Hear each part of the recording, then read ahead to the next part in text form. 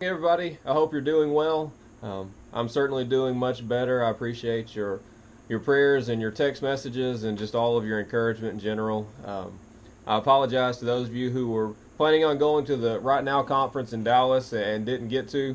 Um, I'm sorry, I hate that. I've been looking forward to it all year long, and I know that many of you had been as well. So hopefully that'll be something that is able to be worked out again in the future. But um, I thank you for being understanding that all of us old people are frail and just couldn't make it happen this time. I thank you for those of you that filled in or that let out during Sunday school or Fall Fest and discipleship while I was sick. It's super encouraging to know that man, when something comes up like that the train doesn't come off the tracks, but we have great volunteers who step in, and many of you who are already in those positions, regardless if I was well or not. So thank you for doing what you do and answering the call to minister, regardless of what's going on around you. I want to give a heads up about tomorrow evening. As mentioned last week, it's going to be a little bit different. I'm trying to get through to some of these students that are a bit troubled.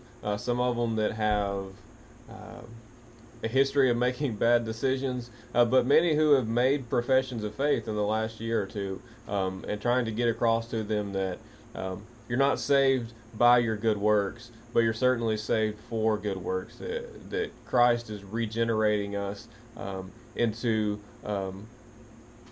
those who are pursuing righteousness, and I think that's a hard concept for a lot of these kids who aren't even really being raised with any type of rules or expectations in their homes. And so trying to get word across to them that as a believer we have a greater calling to be set apart for God's glory, and what that looks like, what that means. But then also for those that want to call themselves Christians, but there is no evidence whatsoever. Really, just to challenge both to wake up to the reality of the situation. Either you're a believer who is living rebelliously, not pursuing righteousness, and not allowing God to sanctify you, or you're lost and you have no righteousness within you. You have no uh, sanctification in Christ. You have not been forgiven and set free from your sins. So those are kind of the 2 points that I want to drive home. Um, and then just uh, getting through to some of them that you just simply can't behave the way that you have been. I know that some of you have had a few rough students, and I'm certainly going to address that as best I can. Please let me know if that continues. It's a constant effort of just evaluating and changing things up. So next week in small groups, I'm going to be taking a lot of those guys into my own group and hopefully alleviating the pressure. I know one that I was going to have to talk to and seriously considering telling him not to come back was arrested at school yesterday.